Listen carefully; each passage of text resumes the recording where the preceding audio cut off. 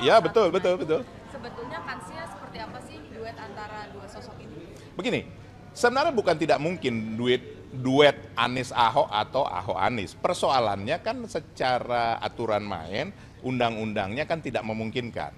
Yang sudah pernah menjadi gubernur tidak boleh menjadi wakil gubernur.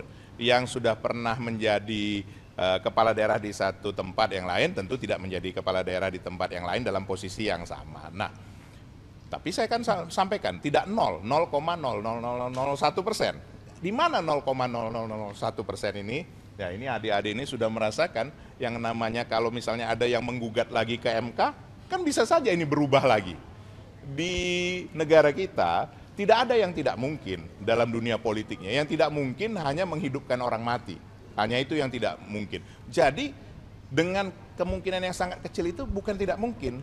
Hanya kalau ditanya dengan Pak Ahok barangkali saya mengandai-andai tentu beliau lebih menginginkan kalau beliau berpasangan dengan yang lain barangkali begitu. Begitu juga dengan Pak Anies. Saya juga merasakan pasti kan yang namanya pernah berkompetisi yang sangat keras ini pasti mempunyai efek yang juga mendalam. Nah, satu hal lagi yang penting, ini hal yang ketiga nih, bukan karena PDI Perjuangan 3 kan begitu.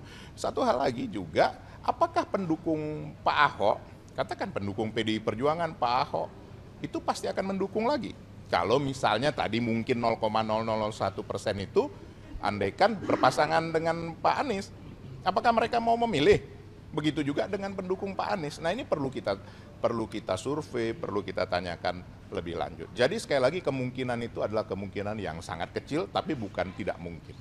Tapi emang ada keinginan dari PDIP untuk menggugat ke MK kalau peluangnya ada di MK? Kami sampai saat ini kami bukan yang senang dengan menggugat-gugat itu, karena kami sangat mematuhi soal hukum dan kami konsisten dalam hal itu. Tapi dalam dunia politik tiba-tiba ada yang mau menggugat kan kita tidak tahu. Tapi dari PDI Perjuangan sampai saat ini, tadi kami ikut rapat dalam hal pilkada tidak ada. Belum ada sampai saat ini. Jadi kalau untuk DKI Jakarta siapa bang namanya? Ya kalau saya sebutkan sekarang kan sudah nggak asik lagi nanti teman-teman wartawan sudah nggak mau bertanya lagi kan begitu. Yang pasti 8 ada calonnya, ya kan? 7 sudah saya sebutkan nama-nama yang sudah beredar. Nah yang satu lagi biarlah nanti Ibu Ketua Umum yang menyampaikan yang menjadi kunci dalam hal ini. Tugas kami di DPP, kan DPD tugasnya menjaring, mengumpulkan dan memberikan kepada DPP. Tugas DPP menyaring dan mengusulkan kepada Ketua Umum untuk diputuskan dalam rapat DPP. Ini PKS baru saja mengumumkan Ya. secara resmi Anies dipasangkan dengan Pak Sohibul.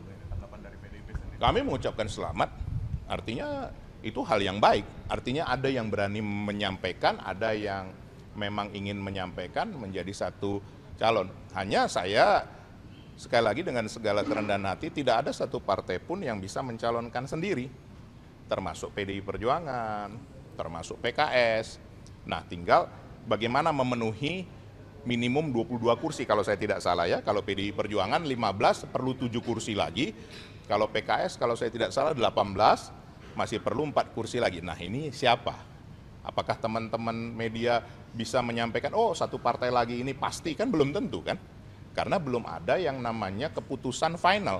Dan ini masih cukup lama, teman-teman media masih nanti bulan Agustus. Ada konstelasi yang berubah dari PDI Perjuangan tidak setelah melihat bahwa PKS yang berulang kali mendukung Pak Anies tapi kali ini berbeda arahnya ke Pak Anies? Ya tentu kami melihat ini sesuatu hal yang menarik, tetapi bagi kami kan konsisten bahwa kami menginginkan kader kami maju, kader kami untuk dimajukan siapapun. Apakah nanti menjadi calon gubernur ataukah menjadi calon wakil gubernur tidak masalah, itu Ibu Ketua Umum nanti yang akan memutuskan. Nah tentunya kita harus bekerja sama, tadi saya sudah ingatkan, nah nanti dengan partai mana, inilah yang sekarang sebentar lagi kami akan komunikasikan dalam tingkat DPP, karena yang berhak mengkomunikasikan itu ke partai lain maupun kepada calonnya adalah DPP. Dan nanti tentu ini yang akan kami sampaikan kepada Ibu Ketua Umum, apa progresnya, seperti itu. Ya, apa artinya PDIP menilai bahwa usulan Pak Sohibul ini sebagai cawagup Anies bukan final? Artinya masih membuka opsi lain? Bagaimana? Ya sebenarnya begini, yang dikatakan final itu kan pada saat pendaftaran di di apa itu Adinda? KPUD ya barangkali ya, kalau di DKI KPUD. Nah itulah finalnya. Nah kalau masih katakan wacana, apalagi belum mencukupi kursinya itu tentu masih ada bisa perubahan. Jangankan itu, 1 hari sebelum pendaftaran juga masih bisa berubah. Yang namanya kalkulasi politik kan bukan kalkulasi sekedar matematika biasa, tetapi banyak yang diperhitungkan. Kenapa rekan-rekan media ini penting sekali bagi seluruh partai, terutama memajukan kadernya. Karena ini sekali 5 tahun. Tidak ada lagi nanti dalam tahun depan, 2 tahun, 3 tahun lagi.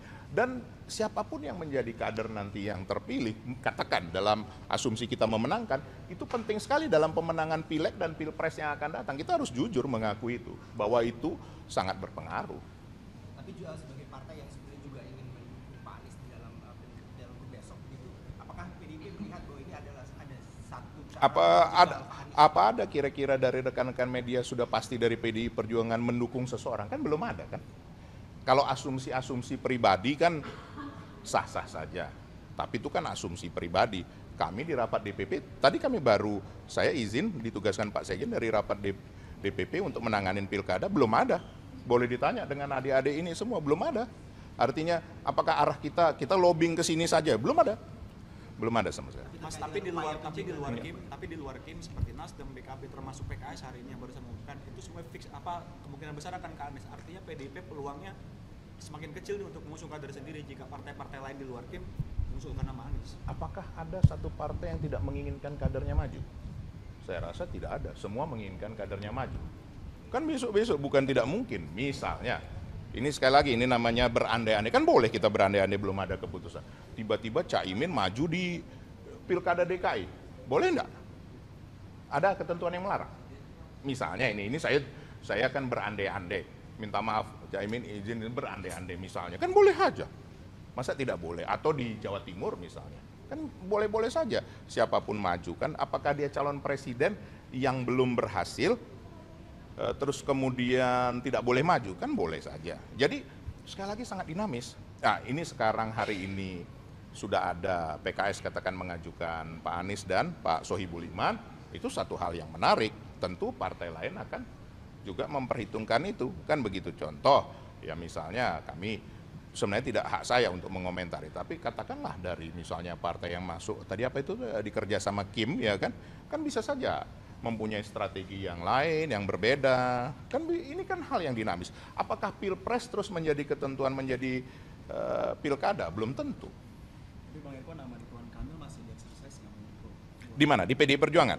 Kalau di PDI Perjuangan dari 8 nama itu belum ada Pak Ridwan Kamil di Jakarta. Tapi saya kan tidak tahu calon yang ke-8 ini tiba-tiba nanti muncul yang tidak kita duga kan, yang akan diputuskan oleh Ketua Umum. Siapa yang tahu dalam hal ini? Tidak ada, semua yang tahu. Bahkan ya Pak Sekjen sendiri boleh ditanyakan, kan semua masih dinamis.